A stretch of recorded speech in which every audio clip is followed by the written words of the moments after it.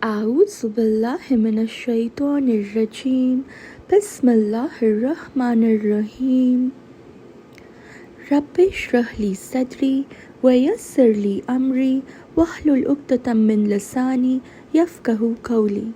The most beautiful dua by Musa alayhi salam, which says, O my Lord, open for me my chest, that is, grant me self-confidence, contentment and boldness, and ease my task for me, and make loose the knot, the defect from my tongue, that is, remove the incorrectness from my speech, so that they may understand my speech. And now, praise for Allah subhanahu wa ta'ala and the blessings and salutations upon our beloved Prophet Mohammed, peace be upon him. All praise is due to Allah subhanahu wa ta'ala. Blessings and salutations upon Prophet Mohammed, peace be upon him. We ask Allah to bless his entire family, the most pure, the most noble of all families. And we ask Allah to bless all his companions. And we ask Allah to bless every single one of us. And to bless our offsprings, those to come up to the day of Qiyamah. And may Allah bless the entire Ummah at large. Ameen. Assalamu alaikum wa rahmatullahi wa barakatuhu, brothers and sisters. We are back, and we are back with the series 7, which has been going on the Seerah of our beloved Prophet Muhammad, peace be upon him. In the previous chapter, we had started with the first chapter, which was there, but we hadn't completed that. But today, inshallah, in this particular series, I want to bring out certain aspects which I thought was very important for us to ponder about, especially because we have taken up the seerah of our beloved Prophet Muhammad, peace be upon him. So there is this particular aspect that, while we are learning, we will be learning from the seerah, from the biography of our beloved Prophet, peace be upon him. There is certain things which are coming up, which we see around us in terms of, those liberal democratic setups which are there. And that is something that, for us within this series itself, I just thought today I will just, sort of bring in certain observations and leave for you to reflect and to speculate upon these aspects. This was something which I just came across. One of our sisters, I saw it on her channel, Sister Parina Hamid. On her channel, I just, happened to see the community post of hers, and there is this thing which has been there. It's a very recent, very, very unfortunate aspect which had come up, where in these so-called liberal democratic societies, there was this anti-Islamic Danish politician, and he burned the Quran in front of the Turkish embassy, and this was something which was done under the protection of the Swedish police. That's the irony of it. In fact, in the front of the Turkish embassy, he opened up a cartoon which contained insults against our beloved Prophet Muhammad, peace be upon him, astaghfirullah. So, and not just that, this was the incident which had happened, but the very unfortunate aspect of this is that all of this which was happening, the cartoon which was containing so much insult against the beloved Prophet Muhammad, peace be upon him, the kind of banner which was being, displayed, all of this was done under the protection of the authority, under the protection of the Swedish police. That's the irony of it. So, when such incidences happen, where the authorities refuse to intervene on the grounds, on the pretext of freedom of expression, we really need to think, what kind of democratic order or what kind of open society is really being created. Because if the so-called authorities who are supposed to protect and guard the honor and dignity of every individual, if they allow these things to happen, then where would a common individual, a common ordinary citizen look towards protection for. So today I just want to bring, in this today's particular chapter, just want to bring in certain important aspects which I think that most of these liberal democratic societies need to think about, because all of these such important, this is an important aspect, because all of these things are done in the name and in the garb of a free expression, freedom of speech and expression. So it's important, just for I want to just leave you to think about it. When we talk about freedom of speech, when we talk about freedom of expression, and of course, this is against the very other side, which is the restriction on the expression, or where we say that you need to sometimes curtail and you need to sometimes censor certain things. So here, what is important for especially these so-called liberal authorities and the democratic societies and the ones who are there at the helm of affairs to think, and the civil society to become active upon, is that this very idea which is there of free speech, it's not as simple as it posed to be. It's not as harmless, for that matter, as it is supposed to be. It is definitely one of the puzzles which is present in the contemporary society. And yeah, there are people who would argue, who would say that and that's what probably here the government also was holding on to the stand, where the police would say that they would say that it's freedom of speech and expression which is very important, and therefore they should enjoy unprecedented legal protection.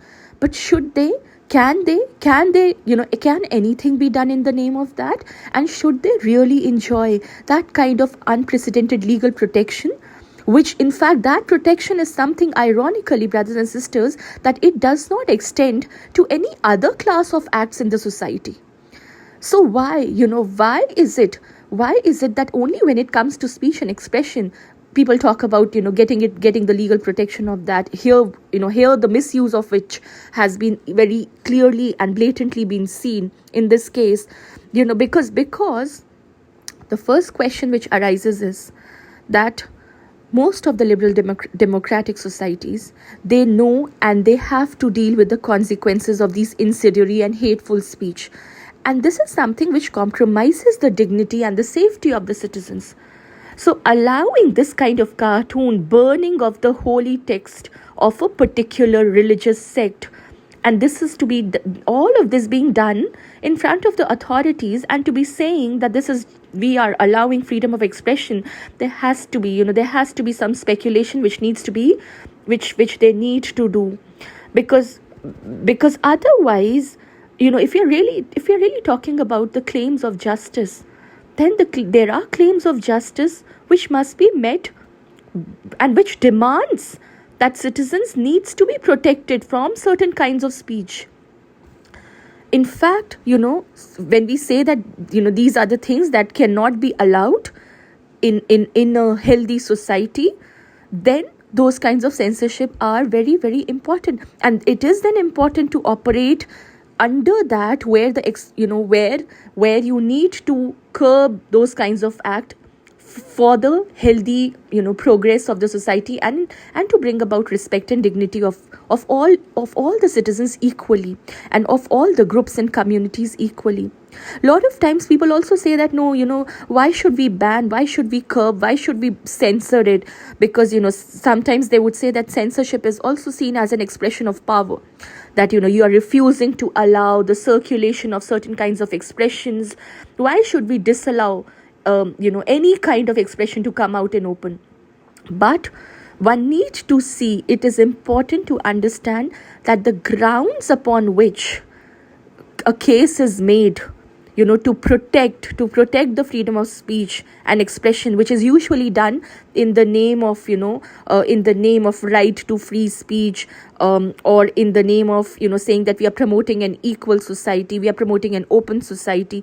One needs to understand and see, and really sort of unfold the very construct of free speech principle which they bring about. We see that when we talk about freedom of speech and expression, that's very different from general freedom that we talk about in any kind of society. free speech principle, definitely it is different from general freedom which is there. And it has to be demonstrated that speech or expression, be it in terms of writing, music, film, journalism, they would say this is a separate category which deserves protection, special protection, and therefore uh, uh, it cannot be touched upon. So such principles, that's what they would come out, the free speech people who would argue in favor of that. But with what is important for us to understand is that if we are talking about a robust conception, then the robust conception also have to take into account that the protected speech, the speech which cannot be restricted under clauses like, for example, the First Amendment, which has been there in US Constitution, or under Article 19(2) of Indian Constitution.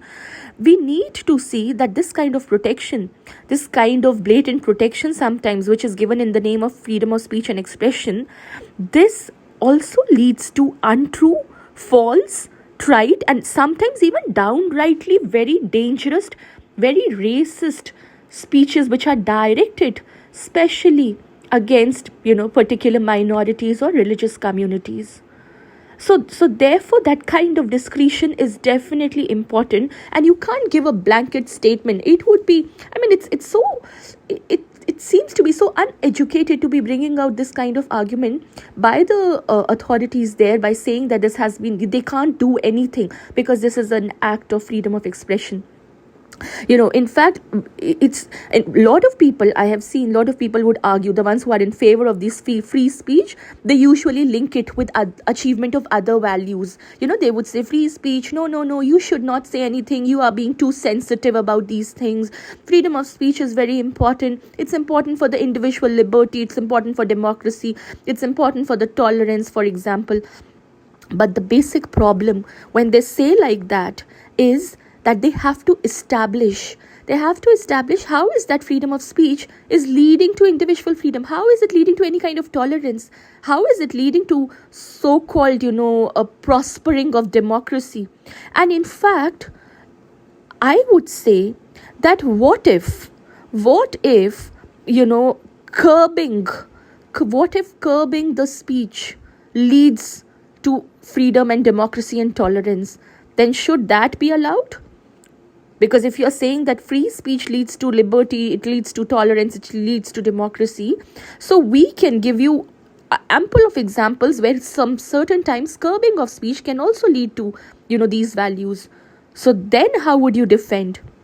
A lot of times there's another thing where a lot of times people would say, because they would not have answer to this, so they would say that no, free expression, free speech, freedom of speech, this is something which should be valued, not because it has favorable consequences in terms of achievement of any other value like democracy or tolerance or something. It is important because it is a value in itself. It should be valued for its intrinsic qualities, qualities which are intrinsic to itself. So therefore, such an argument which is made, they would claim that free speech it's very desirable, valuable, good in itself, and it doesn't need to be justified by invoking any principle which is external to it. But I want to ask them that they surely have seen that there are, when we talk about harm, there are a lot of harm which actually happens when such kinds of expressions are being allowed. So what intrinsic value and good is coming out of it when they claim about it? In fact, there is we all must have heard of the proverb where it said that sticks and stones, they can break my bones, but words probably can never harm me. That's the kind of argument, where you have a lot of people who are promoting these kinds of free expressions. They say that they call it a lesser harm principle, and they would say that, words can never harm. This is a harmless act. Why are you becoming so sensitive about these aspects? But what is important for them to understand is that words are very, very powerful. They are very important. And it is very important to understand that sometimes there is no clear boundary which can be drawn between speech and when the speech takes the form of action. So in that ways, when you say that speech should be very free, it should be unregulated, you should allow its circulation. And what is it? It's just a cartoon which has been drawn. People are becoming, they're becoming, or it's just about, it's not like that at all. First of all, how can two things? One is a very revered, personality of a particular religion. How can you demean and use such kinds of things, of and draw such kinds of things in name of expression? And secondly, a religious holy text which has been there, how can you just sort of burn it and call it to be free expression? So therefore, the thing is, and where would you draw the line? So see, it starts from then making the cartoon, going to the action of burning a text, and then what? Burning the houses, burning the people. So where would you draw that line between the speech and when the speech takes the form of action? Where would you draw the line? So therefore that is something that these so-called democratic liberal societies needs to ponder and reflect upon. Similarly, I have also seen there would be people who would be in favor of freedom of expression. They would say that it's very important, it's related to, basically it's related to that social dimension which they bring about self-government. And they would say that freedom of speech and expression, they're very, very important because they're very crucial for the functioning of any kind of democratic society, democratic system of government. And therefore, and they would say that the press, for example, freedom of press is hailed to be the fourth estate. So they would say for a vibrant democracy, it's very important, that we allow all kinds of expressions. But what is also important is not just about, expression. For example, when they talk about speakers' right to speak, what about the listeners' right to hear? If we don't want to hear that, if we don't want to accept that, if we don't want those kinds of circulations, then what? So that is also important to be able to reflect. And also, what would happen to speech which just does not serve any democratic purpose at all? It's just for fun, it's just for enjoyment, pleasure, maybe very sadistic kind of pleasure which is coming out of it. Then what? So how would they respond to that? Similarly, we see, there would be people who would say that that speech, free principle, free speech, this is very important because, it's somewhere, it invokes its function where it inculcates the ethic of tolerant listening. You need to be tolerant. You don't need to be so hyper about everything. But these people also recognize that speech can be harmful. These kinds of acts are harmful when they're especially targeted against a particular community. And also, important is to understand that these kinds of, when they really understand that this can harm, what kind of defense that they come out with usually, which I have seen, is that they would say that it's okay, there could be minor harm, still they would not want the speech to be regulated, the expression to be regulated, these kinds of expression, because they would say that let the injury pass, it's okay. But can we really allow, and can we really make the argument of letting any kind of injury pass like that? And what exactly, question also which arises is, how would you define toleration, in terms of what is your critical theory of tolerance? When you say that these, free expressions are important, you people need to develop tolerance, then how do you define that theory of tolerance? That's also something which needs to be seen. So these are kind of questions, which have been unanswered by the so-called liberal democratic setups. So that's one thing which I think that they need to ponder, they need to reflect upon. Also, what if when they talk about tolerance, what if these excessive expressions which are allowed in name of freedom of speech, what if they lead to harm more than tolerance? And why, my question is why, when because they are democratic societies, so why should any democratic society tolerate such kinds of racist, misogynist, casteist kind of a speech? Why should they? Because we have seen, we are all very familiar, what happened in 2002 genocide, for example, in a particular state we are all familiar with.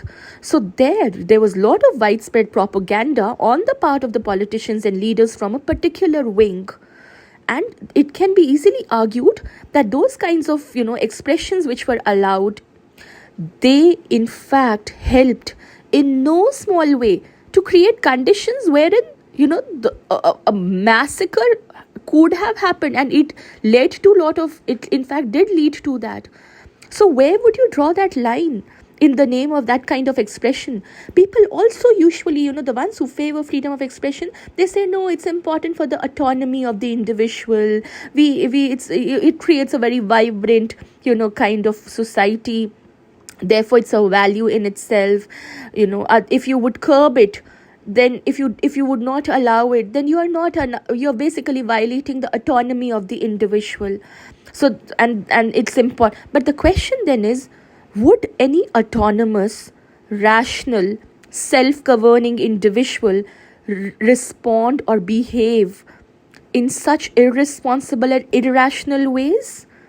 That's something which is important then to understand. And also then, very serious consequences on the autonomy of the other individuals which take place because of certain expressions like this which are then allowed. So therefore, these kinds of acts which are defended in the name of freedom of expression, they are very, very blatantly leading to certain kinds of hate speech. And we definitely understand there is definitely the relationship which is there between language and harm. And speech is, and expressions are causing, these kinds of expression are meant to cause, they are meant to hurt the sentiments and meant to cause harm to a particular segment of the society. So therefore, with these kinds of aspects which have been there and which are very easy to see, it's very important for us to recognize that these kinds of expressions which are allowed in the name of freedom, they have real impact on people's life. And it is and that's precisely because it cannot be dismissed that we need to consider with great deal the seriousness on how best they need to be governed, because you can't allow any and all kind of expression in the name of freedom of expression. What if that expression is inciting violence, it's inciting hatred? Does it not need to be curtailed? So these are the kinds of things. And why only certain segments of society, for certain segment of society, you would invoke this principle. The democratic society will invoke this principle where it would curb those expressions. But for the other segment, it would not. So who decides? The choice, the choice of when to privilege expression, in terms of the emphasis of the kind of virtue that it is bringing, when to privilege it, when to not. That's something. And the authorities, for example, in this case, the it's happening in front of the police authority. So they being silent on that, I would say probably sometimes that silence is also a prejudice. When you are not saying anything for this particular heinous act which is taking place, and you are being silent, that means somewhere that silence is invoking that prejudice. It is invoking that unspoken hatred. And it is invoking that inaudible threat. And these are the things which are very difficult then to challenge. Because these are some things which are not expressed then. So my question then is, in the name of freedom of expression, the particular act which had taken place, which was serious insult to our beloved Prophet Mohammad, peace be upon him, and for the authorities who were silent on that and who were allowing it, so I would say, is that silence not a prejudice? Is it not invoking unspoken hatred? Is it not bringing that inaudible threat, which becomes even more dangerous for any so-called democratic liberal, open society. So these are the things which needs to be sort of speculated by these societies, by these governments, by these authorities, so that they understand how how basically they are with probably with maybe consciously or unconsciously, they are somewhere promoting and giving preference to one particular section of the society by remaining silent and not doing anything on this act. So then, do they have any right to call themselves as open societies? Because one of the very, very primary principles of a liberal democratic society is where they should not at all promote any particular value, which they say that we promote. We are the ones who promote, and we value diversity, we value different ways of life, we value all different conceptions of good. In fact, we are the society which in fact brings out the value of non-hierarchical pluralism. So, is it non-hierarchical pluralism is what I wish to ask, where a particular section's sentiments have been heard very openly, blatantly in front of the authorities. So, is it actually non-hierarchical pluralism, or is it actually giving value to all conceptions of good, or are you promoting one particular vested interest over the other by remaining silent on that, and not taking any action on that? That's something that they really need to question and probably ponder and speculate upon. So that was something, my dear brothers and sisters, that I thought that in this chapter, because we have been doing the Seerah, and I just thought that in this particular chapter I just wished to bring about this particular incident and certain important aspects which these societies claim to promote, but we see the falsehood of it, where in the practice it comes out to be something which is absolutely in contradiction to what is being preached. So I hope that the authorities would take certain action, and I hope that they reflect in fact upon these principles which they take pride to base their societies upon. That is it actually promoting that respect and dignity of every citizen, or it is somewhere compromising that and only probably supporting and bringing rights and freedom of very small certain sections of the society which they want to privilege, a very small section of the society which they wish to privilege. So that's something that they need to focus upon, and that's what I wanted to bring about in this particular chapter that we have had. So with that, maybe today we'll end up and just think about it, and maybe each of us can at least because that's what they say, freedom of expression. So we need to express what is tolerated and what is not tolerated in an open democratic society. And just like if they had the expression, we need to also express that we would not, this is not a sign, and this is not a value which a liberal democratic tolerant society should promote. So with that, I just end then today's chapter. Inshallah, in the next chapter we'll take up further either the Quran, or we'll complete the chapter 1 of the Seerah.